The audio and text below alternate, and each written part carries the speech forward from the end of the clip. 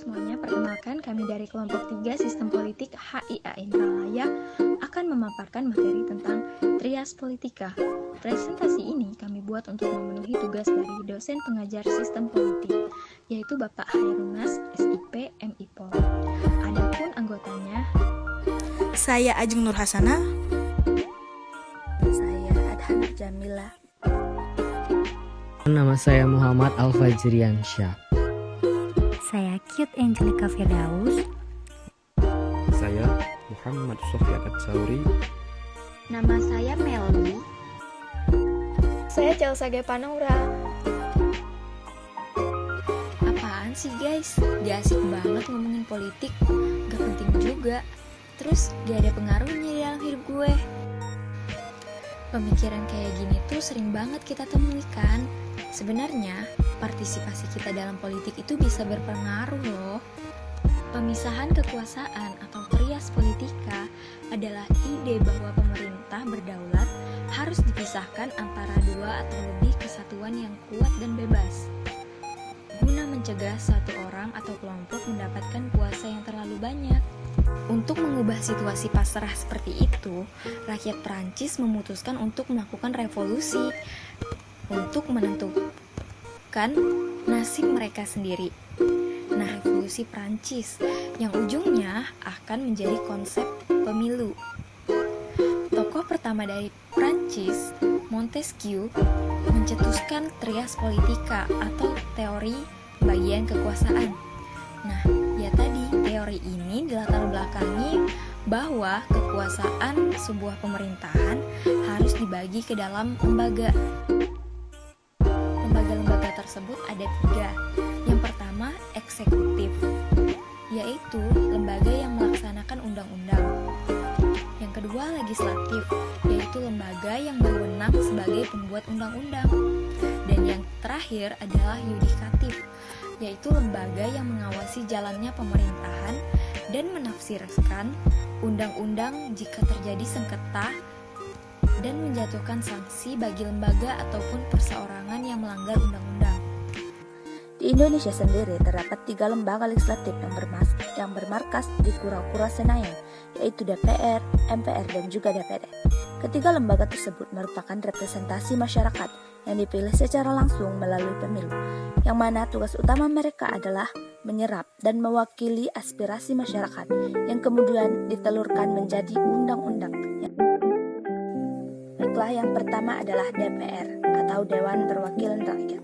Ada beberapa fungsi dari DPR, yaitu legislasi, budgeting atau anggaran, dan juga fungsi kontrol. Kemudian hak DPR juga dibagi menjadi 3, yaitu hak interpelasi, hak angket, hak untuk menyatakan pendapat.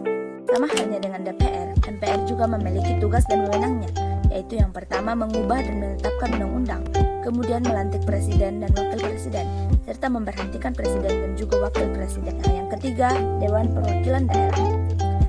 Adapun tugas dan wewenang DPD yaitu yang pertama adalah mengajukan undang-undang yang berkaitan dengan otonomi daerah. Kemudian hak kedua yaitu pengawasan atas pelaksanaan undang-undang. Lembaga eksekutif. Apa sih lembaga eksekutif itu? Lembaga eksekutif adalah presiden dan wakil presiden dan beserta dengan menteri-menterinya yang turut membantu dalam menjalankan tugasnya di sebuah negara. Secara garis besar, lembaga eksekutif bertugas menerapkan atau melaksanakan undang-undang. Nah, berikut ini adalah wewenang, hak, dan kewajiban presiden sebagai kepala pemerintahan. Di antaranya, 1. Memegang kekuasaan pemerintahan penuh menurut Undang-Undang Dasar 1945. Yang kedua yaitu berhak mengajukan rancangan undang-undang atau RUU kepada Dewan Perwakilan Rakyat atau DPR. Yang ketiga yaitu menetapkan peraturan pemerintah. Yang keempat yaitu memegang teguh Undang-Undang Dasar dan menjalankan segala undang-undang dan peraturannya dengan seluruh-seluruhnya serta berbakti kepada nusa bangsa dan negara. Yang kelima yaitu memberikan gerasi dan rehabilitasi dengan memperhatikan pertimbangan Mahkamah Agung atau MA. Yang keenam yaitu memberi amnesti dan abolisi dengan memperhatikan pertimbangan DPR. Lembaga yudikatif Kekuasaan yudikatif berwenang menafsirkan isi undang-undang maupun memberi sanksi atas setiap pelanggaran atasnya. Badan Yudikatif Indonesia berfungsi menyelenggarakan kekuasaan kehakiman. Di Indonesia, kini dikenal adanya 3 badan yang berkaitan dengan penyelenggaraan kekuasaan tersebut. Badan-badan itu adalah Mahkamah Agung, Mahkamah Konstitusi, dan Komisi Yudisial. Mahkamah Agung merupakan lembaga negara yang memegang kekuasaan kehakiman. Kekuasaan kehakiman merupakan kekuasaan yang merdeka untuk menyelenggarakan peradilan guna menegakkan hukum dan keadilan. Mahkamah Agung adalah peradilan tertinggi di negara kita. Perlu diketahui bahwa peradilan di Indonesia dapat dibedakan 1. Peradilan umum, 2. Peradilan agama, 3. Peradilan militer, dan 4. Peradilan tata usaha negara. Yang kedua, Mahkamah Konstitusi. Mahkamah Konstitusi seusai pasal 24C Undang-Undang 1945 berwenangan mengadili pada tingkat pertama dan terakhir yang keputusannya bersifat final untuk menguji undang-undang terhadap undang-undang dasar. Memutuskan sengketa kewenangan lembaga negara yang kewenangannya diberikan oleh Undang-Undang Dasar, memutuskan pembubaran partai politik, dan memutuskan perselisihan tentang hasil pemilihan umum. Yang ketiga, Komisi Yudisial. Komisi Yudisial adalah lembaga negara yang mempunyai wewenang sebagai berikut. Yang pertama, mengusulkan pengangkatan hakim agung. Yang kedua, menjaga dan menegakkan kehormatan, keluhuran martabat, dan perilaku hakim.